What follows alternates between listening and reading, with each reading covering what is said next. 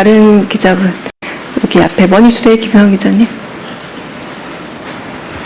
예, 저 머니투데이의 김성환 기자입니다. 순방 고생하셨고 시차 적응을 좀 하고 계신지 모르겠습니다.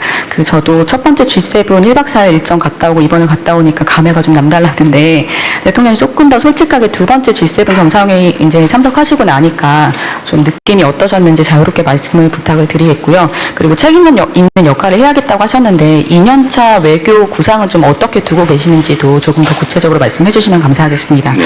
그리고 한 가지 더 질문은 공교롭게도 이번에 양자회담에서 캐나다 총리와 그리고 독일 총리를 둘 다 만나셨는데요. 캐나다가 60호 잠수함 사업 최종 사업자 발표 앞두고 있는 가운데 만남이었기 때문에 저희도 관심이 컸는데 혹시 좀 긍정적인 결과를 기대해도 될지 좀 그런 분위기가 감지가 됐는지 좀 말씀해 주시면 감사하겠습니다. 네. 우선 쉬운 것부터 말씀을 드리면 두 총리, 캐나다 총리와 독일 총리는 독일 총리 먼저 만나고 그다음에 캐나다 총리를 만났는데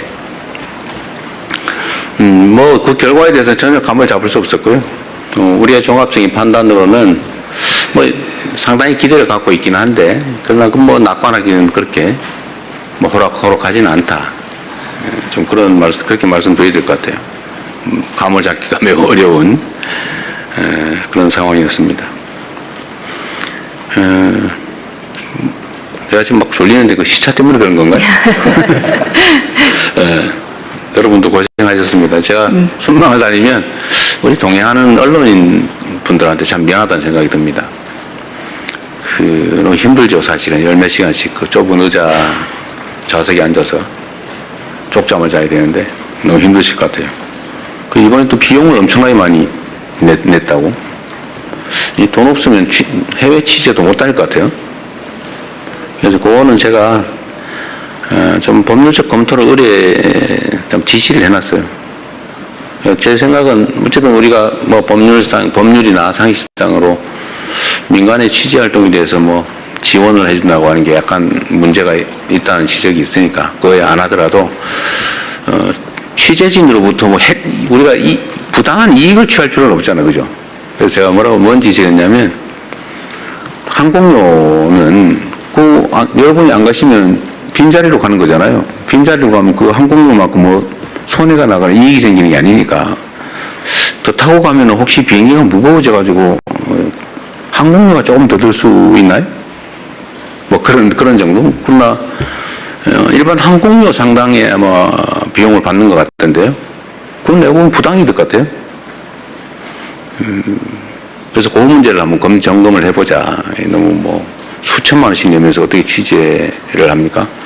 이게 여러분들 영업활동이라고 보면 안 되잖아요. 이게 국가를 위한, 공동체를 위한 공익적인 측면이 있고 정부 입장에서는 이걸 많이 홍보를 해야 되는데 여러분이 또 홍보를 대신해 주는 측면이 있기 때문에 어차피 빈자리로 가는 것, 그 비용까지 일반 항공료를 받는 건 좀 문제가 있어 보여서 지적을 해놨다는 말씀드립니다. 두 번째, 제가 작년에 처음 G7 회의를 갔을 때는 사실 취임한 지 며칠 되지도 않고 원래는 안 갈까 생각했었죠. 초청이 있지만 안 갈까 생각했다가 이게 매우 중요한 회의라서 어쩔 수 없이 갔고 또 이렇게 처음 보는 사람들이고 다 외국 정상들이 여러분도 개인적으로 사람을 처음 만나면 좀 어색하고 불편한 것처럼 국가 정상들도 사실 처음 보고 그러면 쑥스럽고 어색하고 그래요. 이번에 보니까 우리 일본 총리께서 좀 그러신 것 같아요. 아마 G7 회의는 처음이었죠. 늦게 취임하시면서. 어쨌든 그러나 이번에 이제 두 번째는 거의 다 만나봤던 긴 시간 얘기를 했던 분들이어서 더 깊이 있는 대화도 가능하고 또 정서적 교감도 훨씬 더 쉬웠던 것 같습니다. 또 앞으로도 계속 노력해야 되겠죠. 국가 간의 관계도 정상들 간의 정서적 유대와 교감이 매우 크게 영향을 미칩니다. 이번에 제가 사실 매우 고마웠던 것은 이태리 측의 그런 배려라고 할까 그런 거였죠. 우리 교민들이 여러 가지 저한테 민원을 냈는데 그 중에 하나가 이제 우리 국민들이 연간 100만 명 정도가 이탈리아 관광을 갑니다. 그러니까 거기 대리에 있는 우리 재외국민들 또는 동포들이 관광 가이드를 하는 경우가 많은데 그게 이제 시험 봐서 뭐 자격증 얻는데 되게 어려움이 많대요. 이제 그 얘기를 했더니 그 얘기를 하고 난 다음에 주말인데 밤에 관광청에서 우리 교민들 중에 그 일에 관계된 관광 가이드 회장인가 그분한테 전화가 왔다고 해요. 앞으로 이렇게 한번 처리하자. 뭐가 문제냐. 뭐 그래서 제가 그 다음날 낮에 월요일날 간담회라고 했는데 전날이니까 일요일날 연락이 온 거예요. 정말 각별한 배려를 해준 거죠. 멜로니 총리께서 저는 특별히 배려해서 주말에 이렇게 조치를 해준 겁니다.